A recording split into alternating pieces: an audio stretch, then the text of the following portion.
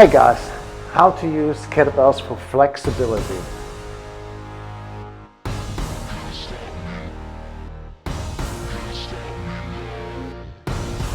In it to win it, pushing the limits, relentless, my passion is endless. Whatever the sun touches, I'm king of it.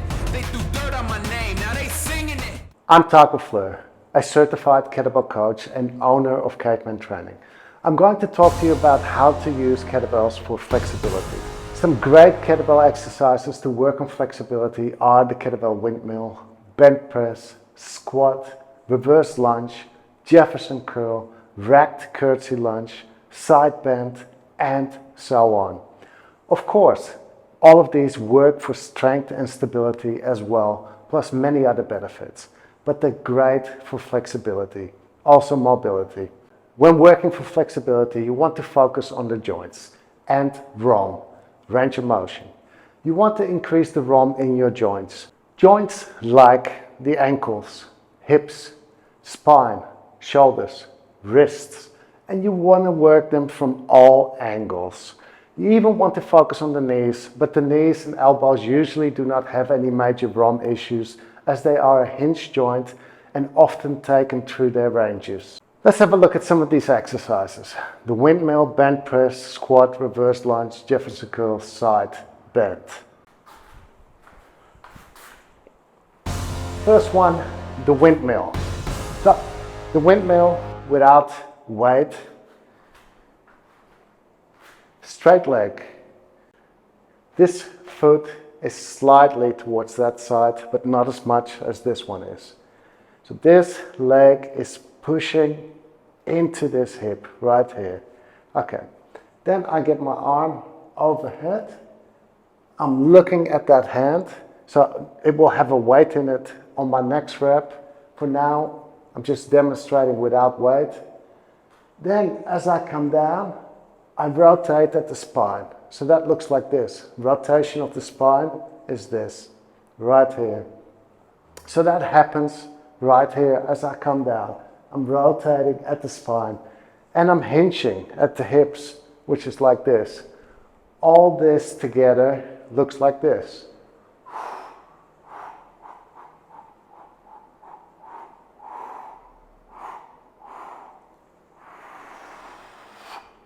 So that is one full rep of the windmill. Let's do it with a weight. So you can clean it, press it, or you can snatch it up.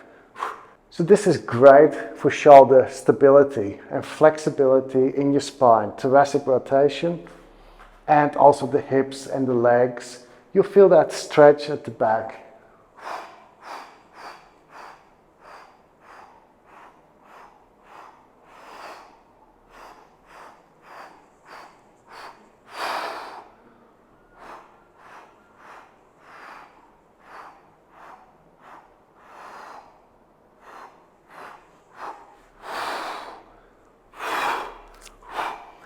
Don't hold your breath while you're doing any exercise really.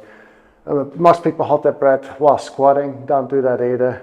And don't hold your breath here. Keep breathing, but keep tension on the inside. So that's the high windmill. There are many other variations of the windmill. It's super awesome. A lot of benefits to be had from the windmill. So don't go any further than you can go. If that happens to be just here, that's it. Safety first, okay?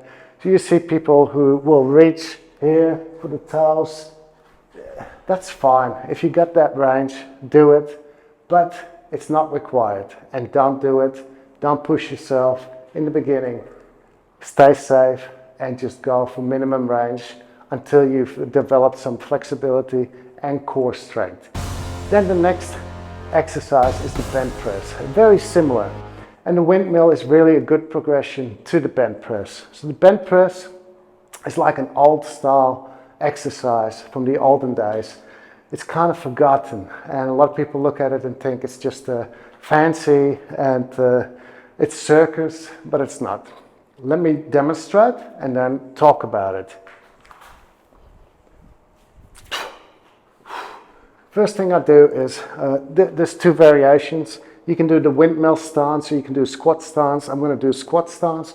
First thing I'm doing is pulling my lats down. That's important. Start with that. That's my first setup right there. Pull the lat down because I'm not pressing actually. I'll get into that in a bit. Okay.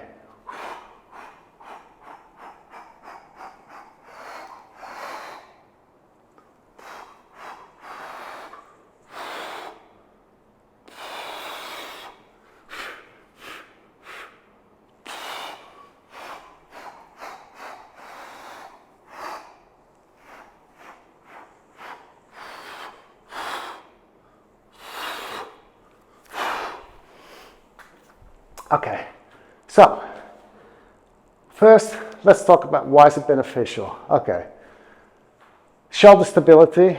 So that shoulder also goes through internal, external rotation. It's stabilizing.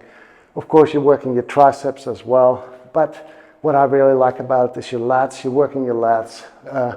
Not a lot of exercises. Of course, you always need to work those lats actively by packing your shoulders and all that. But this is really intense, more intense, pulling down.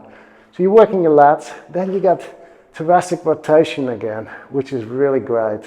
As long as you progress slowly and safely with light weight.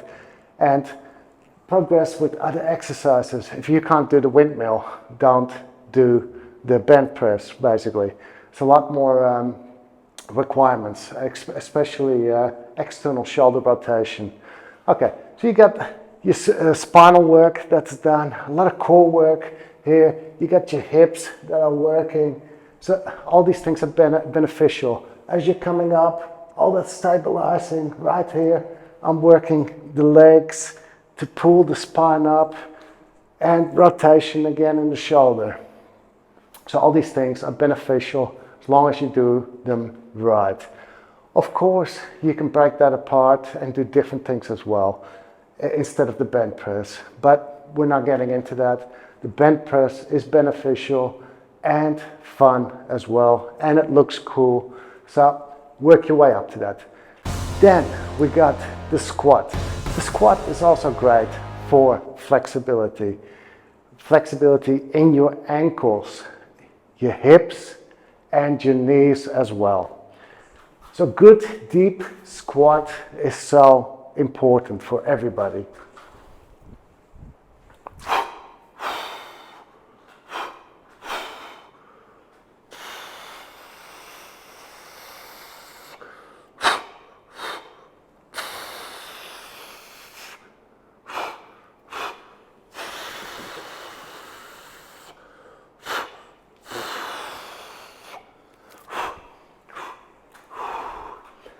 If you can't squat deep, usually what's lacking is ankle flexibility, ankle dorsiflexion right here, and strength at the front here, your anterior tibialis. So I'm breaking this video up into two parts. It's easy to get to the next video. Just click right here or type the link into your browser. See you in the next video.